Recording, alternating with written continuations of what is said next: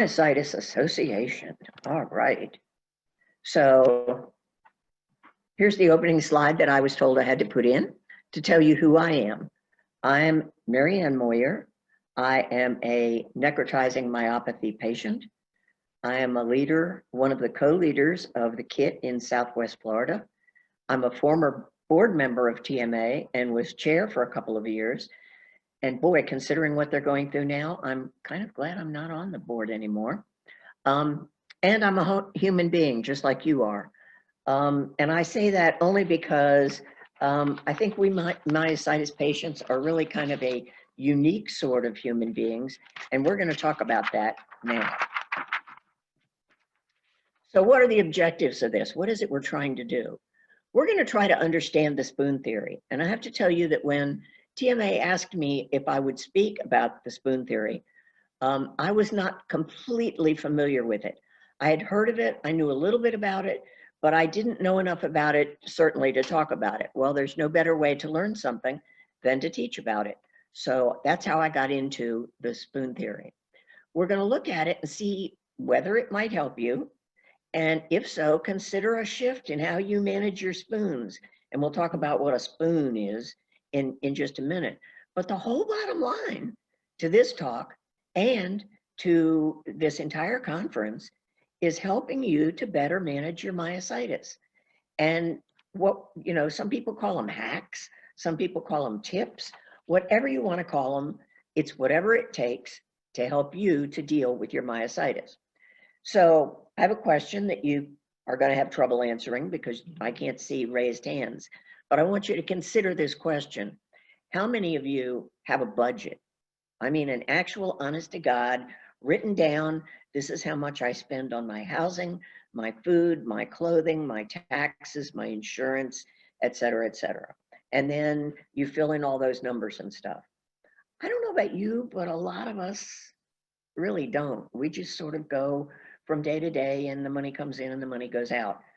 Well, that's sort of how many of us have treated our amount of energy that we have in dealing with our myositis. And sometimes that works and sometimes it doesn't. So that's when the spoon theory was born by someone by the name of Christine Miserandino, who was trying to explain to a friend of hers what it was like to have lupus, because her friend knew her. Her friend knew she had lupus. Her friend had taken her to doctor's appointments. Her friend had watched the progression of the disease.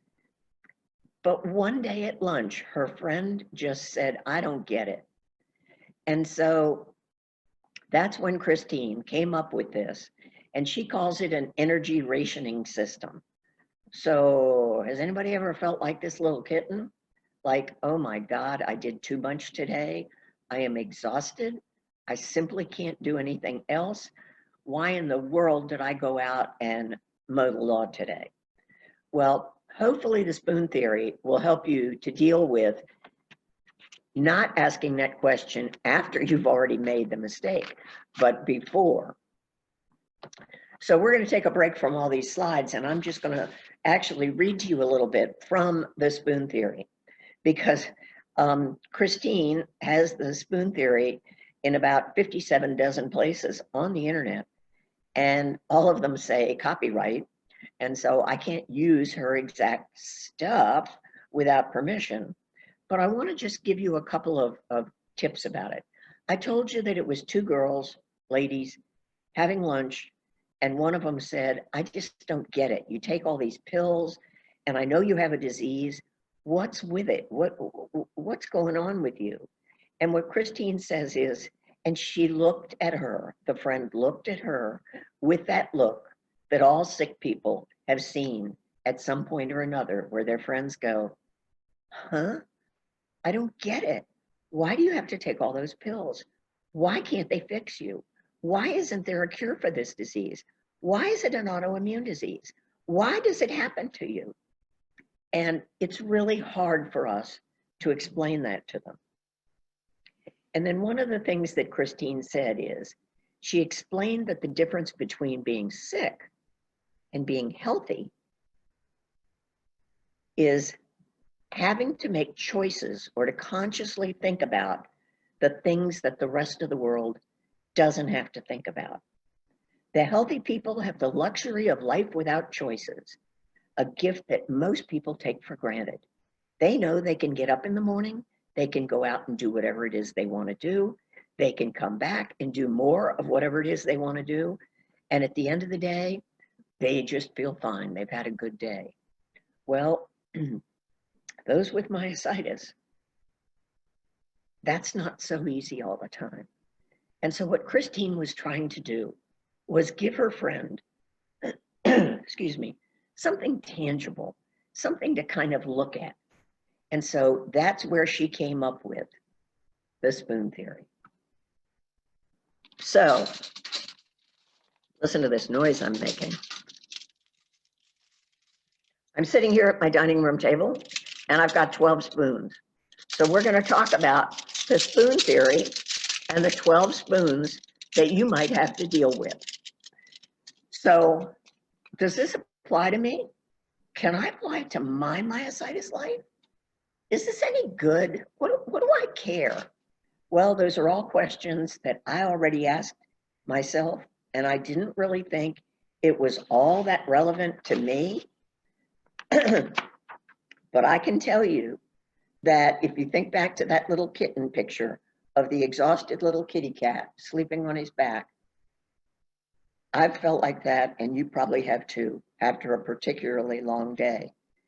And, you know, unless you have, however they pronounce it, amyotrophic dermatomyositis, where your muscles aren't affected, all of us myositis patients have muscle exhaustion. Our muscles are damaged in one way or another. And as such, they don't let us do what we used to do. We just simply have to find another better way. So let's go back a little bit to what I call PM or pre-myositis. Anybody out there a former type A personality? You could raise hands for that. Does that ring any bells with you? How about, did people call you? Yeah, there go those hands up. I was a type A. I was an Energizer bunny. And in those days, were you the one that everybody came to and said, hey, I got something that really needs to be done, and I know you can do it, and nobody can do it better than you. So, hey, how about it? Can you do that for me? Can you do this? That was pre-myositis, and you were proud, and you were able to do all the things that you wanted to do. How'd you do it? Well, you just did. You worked long hours. You put in that extra effort. Sometimes you skipped meals. You skipped sleep. You spent less time with your family.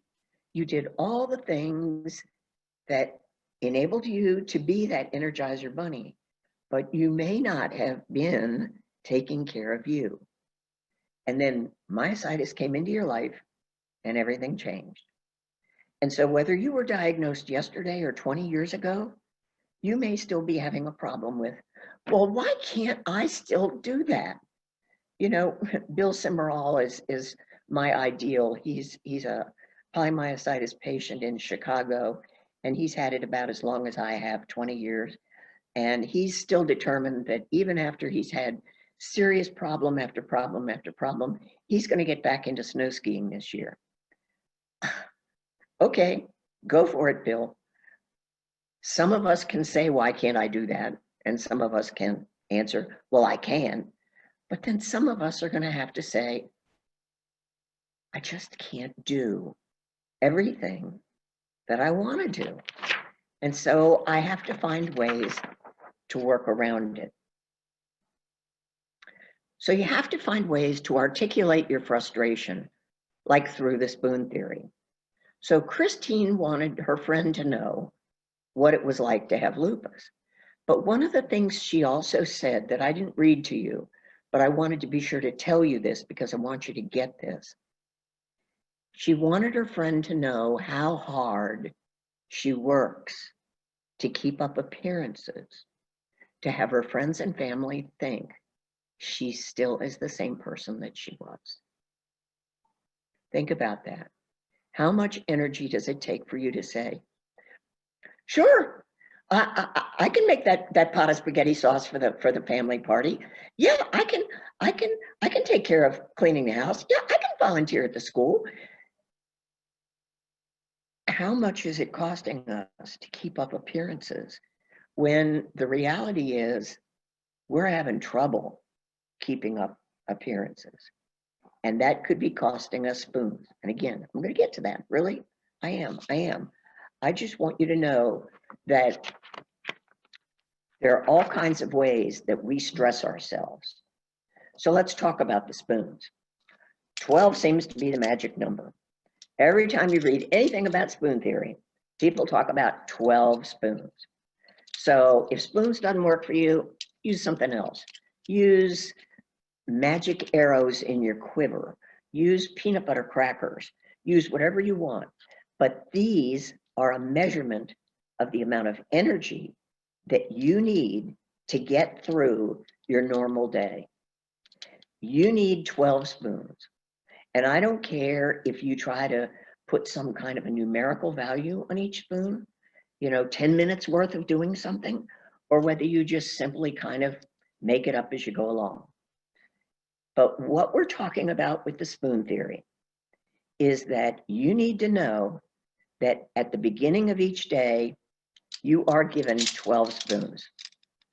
And those 12 spoons can get spent any way you want to spend them. If what you want to do is say, you know what, I used to be able to walk a mile in the morning, I'm going to go out and walk a mile. Do you think in today's world with your myositis body that walking a mile would cost you only 1 spoon? I bet it wouldn't. I bet it would cost a whole lot more than that. I'll give you an example. With COVID, I have to admit, I don't take a shower every day. My skin is dry and I sit around the house. And so, I don't have to worry about smelling. But when I do take a shower, I now think of it in terms of how many spoons is this shower going to cost me? Getting into the shower, shampooing my hair, washing my body, shaving my legs, scrubbing some of the calluses off my feet, then getting out and getting that heavy bath towel, rubbing my back, rubbing my hair dry. How many spoons, what percent of my daily energy expenditure did that shower take? And I have to tell you that nowadays, a shower might be taking me 2 spoons. So if you make a list of the things that you normally do, like get out of bed, you get up, you use the toilet, you brush your teeth, you take your medications, you get dressed, you maybe go out and get the paper. Man, there's sometimes that walking out that driveway to get my newspaper, I just feel like that exhausts me. But think about those normal things you have to do. And then let's arbitrarily value the spoons and say that getting up normally takes 1. But oh my goodness, I didn't get enough sleep last night. And my back's a little sore. Today, getting up is 2 spoons. Driving to work, if you're still working, or driving to your doctor's office, that's normally 1 spoon. That's no big deal. You got to go out and get in the car and, pulling that steering wheel around and lifting your foot to get that brake pedal and gas pedal. But what if it's pouring rain? Now there's extra stress. It might be that becomes a 2-spoon drive. So what if you did have a lousy night's sleep? Are you really starting with 12 spoons? Or maybe you've only got 10. So maybe for you, the kind of day that you normally plan takes 20 spoons and you've been handling it just fine? Well, what if we're talking about a day that's more than a spoon? It's ladles. And I only have 1 of these, but what if we're talking about a day that's really heavy with activity? You've got 2 doctor's appointments. You simply have to get the house clean. You have to go grocery shopping. And, and I'm talking mostly pre-COVID, but it still is applicable in today's world. Or one of those really difficult things that costs you spoons, what happens when a family member says, I really need you to do this for me? You know, that might be one of those things that 5 years ago or before your diagnosis was only a 1 spoon thing, no big deal. Now, making that pot of spaghetti for the family party, you're going to have to start making some choices. And what we're talking about here is trying to ration your energy. And if you envision the spoons, that making that pot of spaghetti is something that you love doing. You know, it reminds you of your grandmother and you really, really want to do it, but you know that chopping those onions and squishing those tomatoes, all that stuff is going to cost you 3 spoons. Well, then you better plan to just put those 3 spoons aside and think about whether you really want to take that shower that morning, or whether you really want to take that walk, or whether you really need to sweep the floor also, because you need to start thinking in terms of rationing your energy. Ration it in any form you want, but spoons is what works for a lot of people. Did you know there's actually a group on the internet that call themselves Spoonies? And they compare notes on, hey, today getting up was a 2-spoon day. Feel free to join them. It might be something applicable to you. You might have to get creative. You might have to do something to increase your spoons or decrease your expenditure of spoons. So one thing is you could cut out some things. You know, you could just say, I'm not making that spaghetti sauce, but I'll tell you what I'll do. I'll open a jar of ragu and I will buy some already cut up vegetables from the grocery store and I will throw it in, and that'll make it almost like mama's. You can put something off and say, you know what? I know today is just not going to be a good day for that. And the other really valuable thing you can do to replace your spoons is take a 3-spoon nap. Take that daytime nap that you never used to like to take, but that nowadays, maybe those naps have become a little bit more appealing. You know, I never used to take naps, but some people have found that they can get the equivalent of 1 or 2 spoons worth of energy back in just a half-hour cat nap. Me, now I've found a 2-hour nap is perfect for me. I sleep from like 2 to 4 or from 3 to 5. And then I am ready to go for the evening. I can help make dinner. I can clean up the dishes after dinner. You know, I can be active. If naps don't work for you, then don't. So sit and read a book, play a video game, do whatever it takes for you to release some of that tension, to stop the go, go, go, to stop the I have to, I must, I should, and just relax and take care of yourself so you build up your spoons and stop spending them. I said, you might think you can't nap, and at the end of the day, check your spoons and see if a nap might have helped. You know, again, it's one of those past tense things. If you didn't take a nap, and at the end of the day, you are so exhausted you can't sleep because you're exhausted, gee whiz, maybe you need to rethink that nap thing. I hated doing it, but that's exactly what I did. I had to rethink about naps, and now I do take them. So way back on the 4th slide, I said the spoon theory is an energy rationing system. And your energy is a precious resource, which you know it is. I mean, you know, do you want to not be able to do all these things? What if you know that it's your daughter's wedding next week? What kind of activities are you going to be involved in? So you have to know that if you overspend your spoons, in other words, energy, you know what the result's going to be. I don't need to tell you. And I don't need to tell you how you'll feel because you know.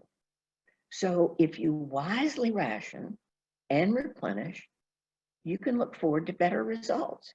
You can look forward to being able to say, I enjoyed this wedding. This was fun. I had a really good time. Everybody thought I was just wonderful.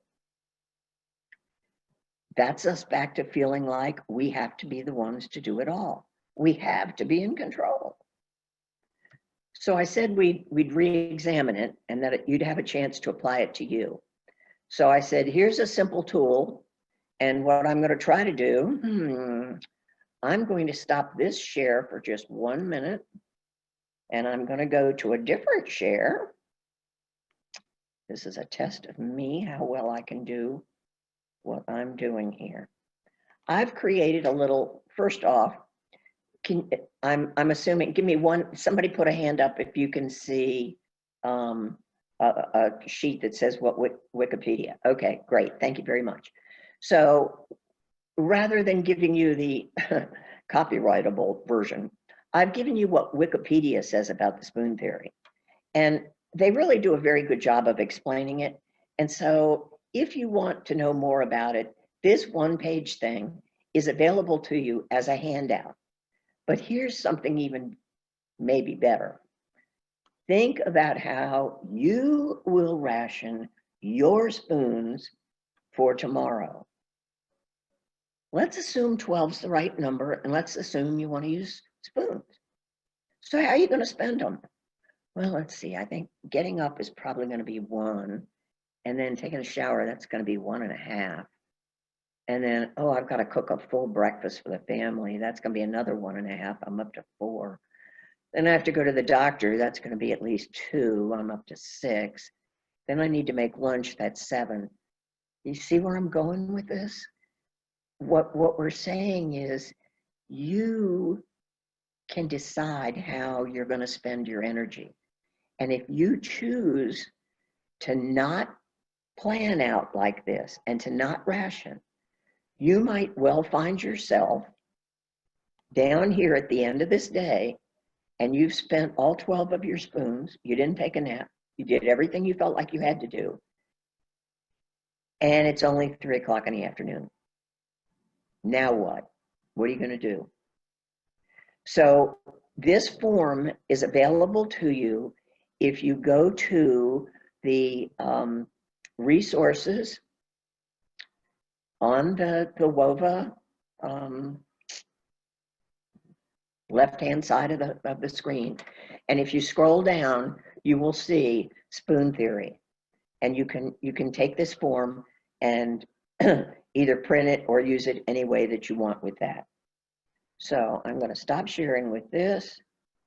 I'm going to go back to, oh my goodness, we just started a thunderstorm here. That's great, just what I need. We'll have a power outage. Okay, so a simple tool to help you visualize your spoons. Well, I hope you think it's simple anyway.